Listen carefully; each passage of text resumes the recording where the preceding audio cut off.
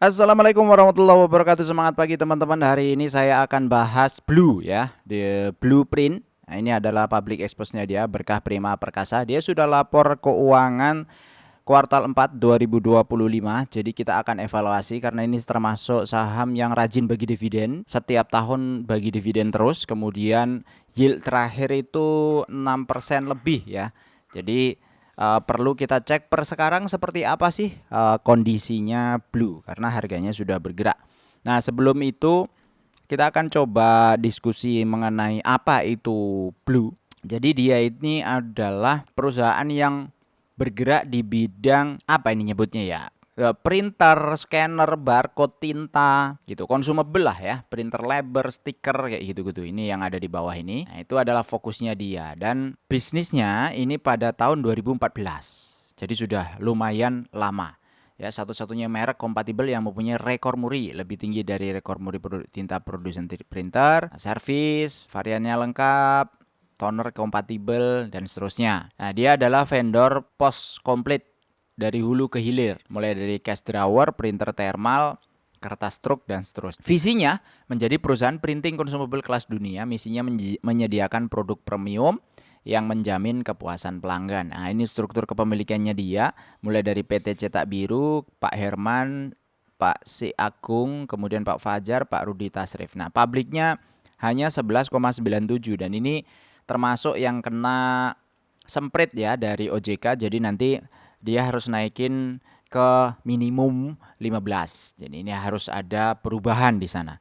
Nah, bisa jadi nanti akan ada red issue atau akan ada penjualan saham ke publik atau seperti apa.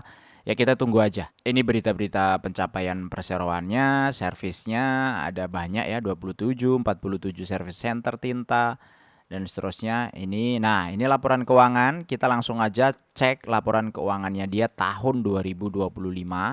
Ini sudah saya download. Ini disajikan dalam rupiah. Jadi kalau ada angka seperti ini berarti 3 miliar gitu ya.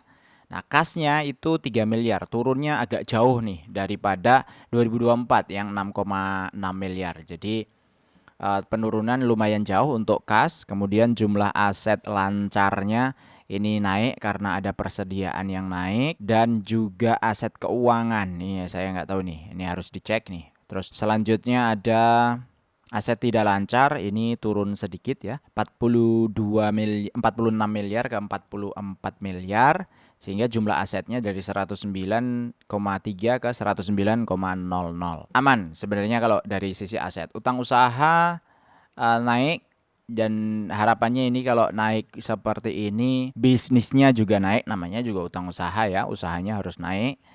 Tapi secara overall jumlah liabilitas jangka pendeknya turun karena beban accrual dan kemudian utang pajak itu juga turun, termasuk juga liabilitas pembelian aset. Terus liabilitasnya turun itu aman, jadi beban-bebannya aman, ekuitasnya naik dan secara total ini tetap ya. Ekuitas naik karena ada saldo laba yang meningkat dari 35 miliar ke 40 miliar. Ini yang belum ditentukan penggunaannya. Nah, biasanya dividen itu kan dihitung atau dipertimbangkan salah satunya juga dari saldo laba dan cash yang didapatkan oleh perusahaan. Terus pendapatan dari 160 miliar ke 141, jadi turunnya signifikan ya, 20 berarti sekitar berapa? 15% ya. Terus laba brutonya juga turun dari 54 ke 48, laba usaha 21 ke 19 ini juga turun.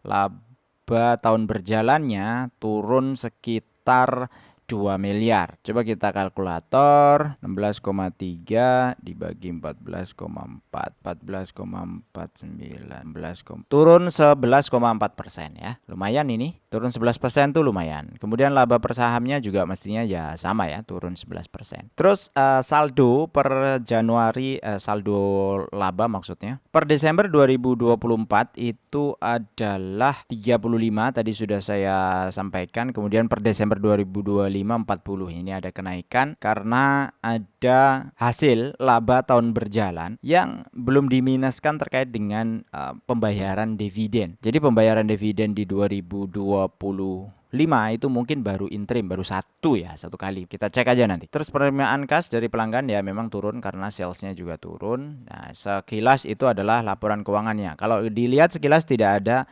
sesuatu yang signifikan. Nah, terus berapa sekarang harga wajarnya dia? Harga terakhir di 6.425. Kondisinya naiknya sudah sangat-sangat luar biasa ya. Blue ini dari 300-an itu sekarang sudah 6.000, berarti 1.783%. Nah, ini arah-arah terus, kemudian wow udah pokoknya udah di mantep lah ini. Karena yaitu dinaikin, kemudian pernah disuspend kalau tidak salah ini di sini atau di notice ya. Terus secara transaksi volume naiknya gede banget. Nah, dengan kondisi seperti ini akhirnya harga wajarnya yaitu masih di 231, jauh sekali. Walaupun sekarang harganya kalau capital gain pasti gede banget, tapi kalau ngeliatin dividen karena EPS-nya itu 35, ini sudah update terbaru dengan payout ratio 60, jadi dia punya dividen payout ratio itu 58, kemudian 62, 95, 59. Ini pun kalau pakai 95 nggak bakal ngangkat besar ya. Misalnya kita tulis 95 itu dividennya hanya 0,5%. Jadi kita balikin aja. Dia pernah bagi dividen 2023 dan 2024, kondisinya juga seperti ini, masih kecil sekali. Kalau dulu harganya di 200-an ya mungkin ini worth it. Kalau sekarang sudah nggak worth it. Saya pikir itu singkat padat. Semoga bermanfaat. Sampai jumpa lagi di video berikutnya. Untuk yang request perusahaan-perusahaan lain yang mau di-review, silahkan. Mau tahu harga wajarnya berdasarkan dividen investing, silahkan nanti di komen saja. Terima kasih.